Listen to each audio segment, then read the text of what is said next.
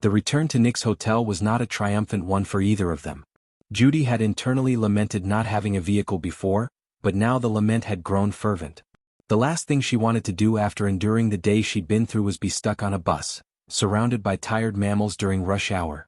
It was a sad irony in her mind that both she and her companion looked just as haggard and dead on their paws as the rest of the commuters. Slumping through the lobby and making their way from the elevator to the room was a task of Herculean proportions. Nick was drained, but somewhat pleased by the results of his taxing day. By rights he should have been thrilled. The discovery of Judy's weakness was cause for celebration as far as he was concerned. However, his success seemed small in the face of what he'd been through.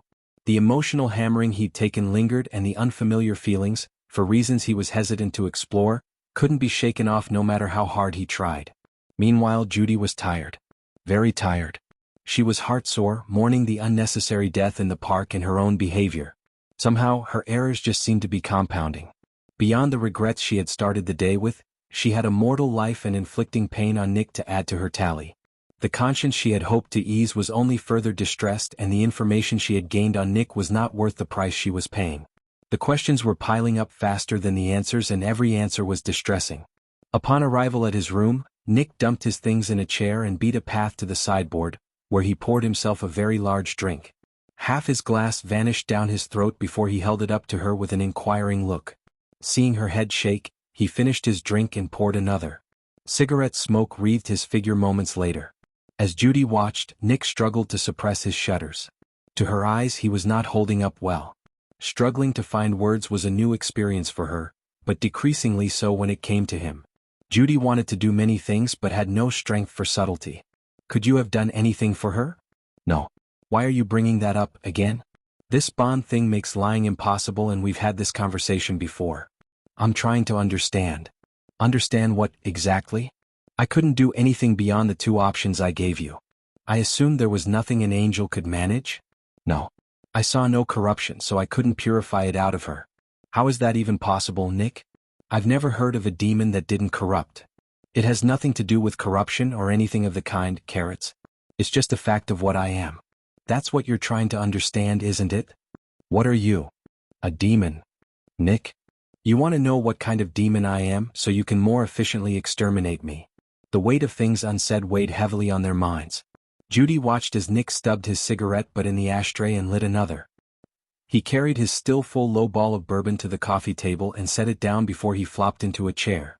Judy moved to the sideboard, collecting the decanter and a glass before joining him. She wasn't interested in a drink, but knew the importance of shared experiences. Sitting opposite him, she poured a bare measure into her glass and took a sip. He nodded his understanding and took one himself. You may as well ask Hops. I'm too tired to fight you. What did you mean you fell twice? You really want the sob story, don't you? I want to know why you flinch every time I say anything that sparks your memory, Lieutenant. Nick flinched before answering. I'm not that anymore. Not in a very long time, Carrots. So what else were you? A captain? Major? What host? I don't remember. How can you not remember? Do you remember what I said about what happens when an angel falls? Yes? Do you think I want to remember anything to do with the good times before that happened? So, you don't remember why you fell? I know it was due to my pride. That's all. Anything else hurts. What about your second falling? Once I survived my initiation in pride, I rose through the ranks quickly. I was powerful and ambitious. A near-perfect fit for the House of Pride. Before long I was a candidate to lead the sin. You were an archdemon. Was? He chuckled at her discomfiture. My rank is suspended, but I am no less powerful. I wasn't content to wait for the leadership to empty on its own, so I acted. You tried to kill Asmodeus. No. He's the archdemon for lust. I was in pride at the time. I skipped the house throne and went right for the big seat. I tried to kill the devil himself. Judy couldn't believe her ears. You. That's right, sweetheart, I led a coup d'etat to try to take the throne of hell. Buffy didn't like that. Wadash. Buffy? Baphomet. The reigning head of pride and current holder of the throne. If I just challenged for the house, he'd have handed it over. Instead, the miserable old goat smacked me down and punished me for my attempt. What did he do? He stripped me of my rank and pride and gave me to Luxuria as a toy. Asmodeus was very pleased to get his claws on me. What happened to you? It was lust, rabbit, what do you think? Nick took a long sip of his drink and muttered, "Hell breaks everything that comes to it. I thought lust was the least sin. If you think that, then it had a Napoleon complex. Lust teaches you to enjoy everything. Any twisted desire you can imagine would only be a warm-up. I was passed around like a party favor by all the sins, used as a whipping post for wrath, humiliated for pride's amusement, tortured for envies. And at the end of every day I was tossed into the brothels of hell to be used as any demon saw fit. After a few millennia, anyone would go insane. I didn't. I learned to desire my tortures and embraced lust. And you claimed another sin. I did. Now I can't claim to be of pride's ilk, though I have its hungers. I belong to lust, through and through. I suppose you can guess what I am now. You're an incubus." Nick raised his glass in salute to her statement. As he drank, Judy fought down her terror. Incubi were rare and uniquely dangerous even among demons. Tolerance for pain, individual powers, an extreme capacity for adaptation, inherent masculine allure and addictive characteristics. Owing to that, it was common practice to eliminate them as soon as they were identified. Having spent time with Nick, she understood why. However, she also knew he wasn't just a monster. He was also a victim of sorts, and she had not treated him well. There wasn't much she could do for him, certainly not for his suffering in hell, but there was one thing she could. "Nick, stand up." "Oh? Stand up. Now please." "All right," Nick groaned in exasperation as he stood. "Now what?" Looking at him, Judy had second thoughts. This was insane. Arguably the single most idiotic thing she had ever conceived of. Her weakness was lust, and an incubus was standing right in front of her. An incubus who was likely aware of her weakness. He was shirtless and looking down at her in a way that sent a distressing thrill all the way from her ears to her toes. Every shred of basic sense and survival instinct she possessed was shrieking at her to run, but she stood her ground. She needed to do this. She'd get her head examined afterwards. Judy stepped forward and wrapped her arms around his midriff. "I'm sorry." Nick almost dropped his teeth. "Fluff? What are you doing?" "I'm trying. To make things awkward? Congratulations." Judy didn't stop hugging him, electing instead to thump him as best she could with her palm. "You are one crazy rabbit. Don't I know it? So, are you going to hug me back or not? Kinda hard like this. Hang on." So saying, Nick pried her off him long enough to take a knee. Seeing what he was doing, Judy experienced a breathtaking array of frantic emotions. She was already mentally ruffled and hadn't planned for a second round. Heavens only knew why she'd prompted him to hug her back. She'd initiated this and she couldn't back out now without undoing her hard work. That said, she was so high-strung she felt like she was going to faint. Despite her awareness of her weakness and the obvious dangers, Judy stepped right back in as soon as he hesitantly opened his arms. The fear was exciting, bordering on intoxicating. She enjoyed it in a way she realized was rather twisted, but she couldn't help it. He was warm and solid and smelled like flowers. Nick, on the other hand, was tempted to pinch himself. He had allowed her to hug him, not taken the opportunity to be cruel to her, and moved to accommodate her stature. Now she was lightly shivering in his arms. Something was wrong with him. He should be pressing his advantage or at least her up against the wall, but he was paralyzed. When he felt her inhale deeply and sniff slightly, he took the opportunity to end the embrace. "All right. That's enough. You're going to ruin my bad boy image." "That's fine." They shared a light-hearted chuckle that was only slightly forced. Seeing Judy rub her nose, Nick commented, "Sorry about that. I'm a little on the ripe side, I guess." No, it's fine. Not really, Fluff. If you can smell me, I'm in need of a shower. Think you can entertain yourself while I clean up? I'm pretty sure I can manage the television." As she spoke, Judy moved to the sofa opposite the television and flicked it on with the remote. "Then make yourself comfortable." There was a moment of silence before Judy realized Nick hadn't moved. "Nick?"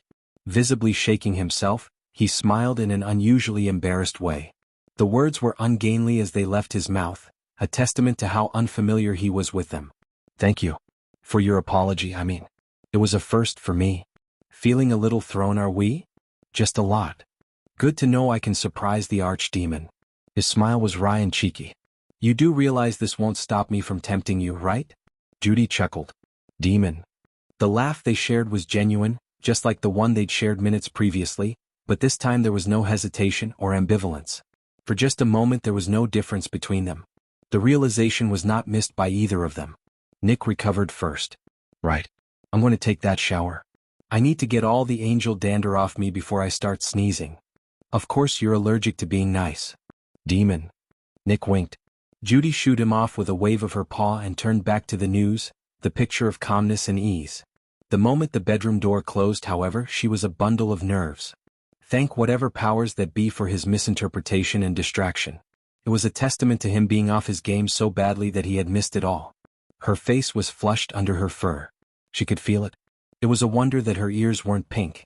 She'd only realized it after the fact, but she'd been sniffing his fur and they'd been close to flirting at the end. As long as he was in the other room, she could have her panic attack in peace. Or so she thought. While Judy was forcing her heart rate to lower and sniffing the bouquet on the coffee table to erase his scent, Nick was gripping the bathroom door frame and trying to shake himself back into his mind. Something was very wrong with him. He'd let opportunities to tempt or at least tease her pass him by, willingly helped her. He bloody said, "Thank you." He needed to hurry up and make her fall before anything else went wrong. His reaction to that thought was, in fact, the next thing to go wrong. The idea of her falling should have filled Nick with a sense of anticipatory accomplishment. Instead, it filled him with revulsion. He didn't want hell to get its hooks into her. He wanted something else. And he was not about to allow the thought to finish. Instead of letting his mind finish that path, he slapped himself right over where she'd hit him earlier. It hurt just enough to clear his head. Nick stripped off his clothes, such as they were, and turned the shower on. The hot water and scented shampoo weren't enough to distract him, so he reached for the next thing he had at hand. The bond. Judy was finally calming slightly when Nick's voice in her mind startled her. Testing. Testing. 1, 2, 3, is this thing on? When she peeled herself off the ceiling and sat down again, she finished her drink and answered him. I can hear you, Nick. What do you want? World peace. This isn't a beauty pageant. What's wrong? Nothing. I was just testing this bond thing out. Is that all? Judy's head flopped against the back of the sofa. Did I startle somebody? His chuckle came through loud and clear. Judy smiled even as she rolled her eyes at the pun. So far you've been the one using it. I figure I may as well too. Seems useful. I'm glad to hear it. So how does it work? What do you mean? You're using it? That's all there is to it. Not quite, sweetheart. You told me honesty and communication, but what you did in the park wasn't either. Judy refilled her glass, more generously this time, and drained it before answering. That's the basic level of the bond. It's called the truant summons. How many levels does it have? 4. I used the second level in the park. What's that called? Wellspring Gateway.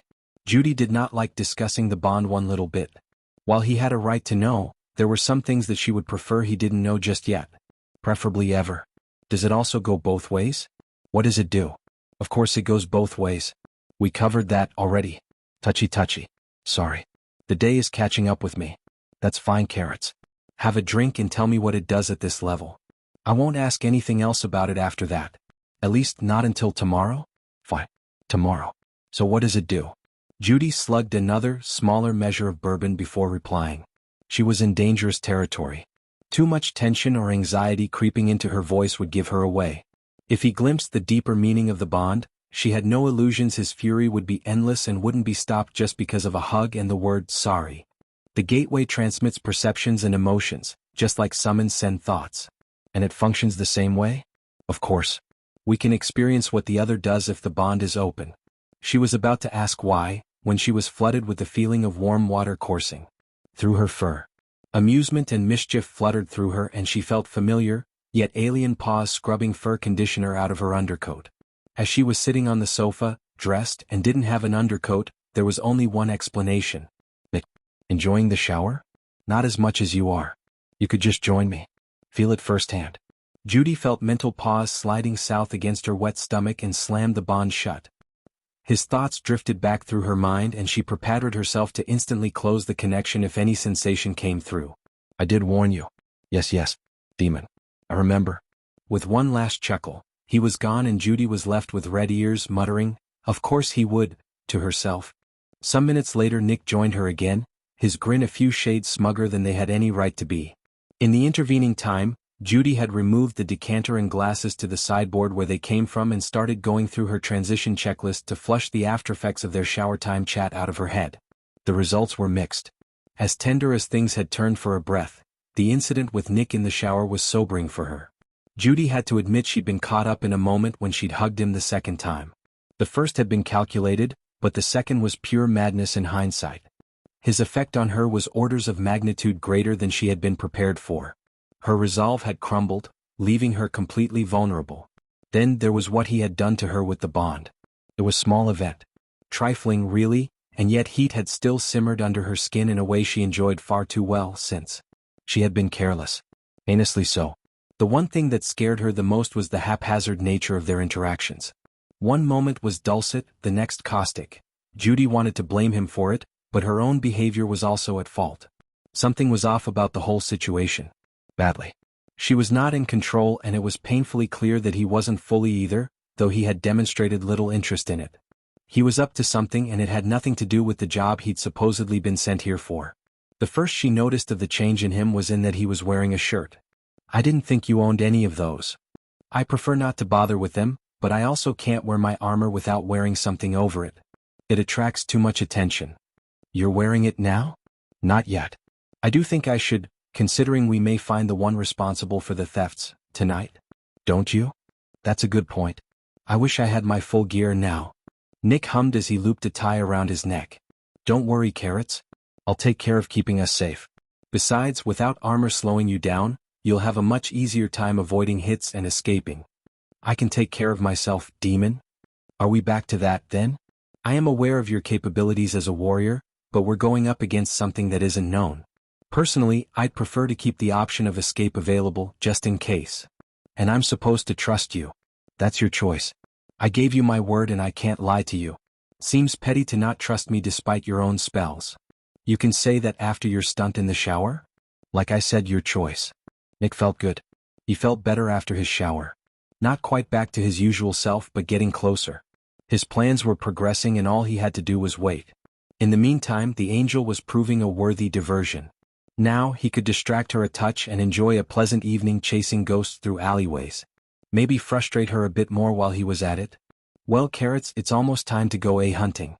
Want to meet Lefty's friends?" The bracelet in question chirped enthusiastically at his words. Judy was not fool enough to let such an opportunity to learn more pass, so she hopped up from her seat and followed the demon into his bedroom. Once there, she was unsurprised to find a heavily warded corner of the room. The thick shreds of power in the ether from a disbanded illusion told her exactly how she hadn't felt the wards previously. It concerned her how little any of these feats were surprising to her. The sea chest made her ill to look at it. Judy hadn't approached the perimeter of the wards, so she was a fair distance from the object, but it didn't help. The nauseatingly potent aura of the thing was cloyingly thick. Nick seemed unaffected as he procured a large key from somewhere about his person and opened the lid. "It's perfectly safe, Carrots. Nothing will hurt you if you come closer." Judy raised an eyebrow in response, which garnered a chortle from him. Nonetheless, she crept a bit closer. Inside the chest was a motley collection of miscellaneous bits and pieces. Stacks of cigarette boxes, a bottle of expensive scotch, a few bone relics and racks of vials filled with substances Judy didn't want to look too closely all filled the surprisingly large space. However, the space was dominated by a large crystal tub, roughly the size of her torso, filled with a vile-looking blob of putrid metal. "That's your armor?" "Oh. Took me centuries to collect it." "Centuries?" "It took that long to steal its pieces from their owners. They were scattered among collections and shrines in hell. Personally, I don't care. It's a good armor and it likes me, so I'm happy." "It likes you. It's sentient?" "Fully. It's more like many and one at the same time. It can be any form of armor I want and can change as I wish, but it isn't limited to one piece or four. It can have one voice or as many as there are stars in the sky. I'm just glad it was in four when I went looking for it." "I can imagine. How do you put it on? Do you need to dive in or something?" "Like this." Nick smiled and held out his arm. "Go on, Lefty." Long, thin tendrils shot out of the bracelet and dove into the mass of liquid metal. The silvery mass rippled in a way Judy could only call enthusiastic before flowing up the tendrils in a flood and under the cuff of Nick's shirt. He, in response, moaned in shivers. "Your armor is doing something unspeakable to you, isn't it?" Between suppressed moans, he choked out, "I could tell you exactly what it's doing, but your pure little bunny ears would burst into flame." Sweet mother of dawn. She's not being that aggressive, Carrots. She just missed me. That's all. Of course your armor would choose such a greeting. Greetings. What? Greetings, Carrots. Plural.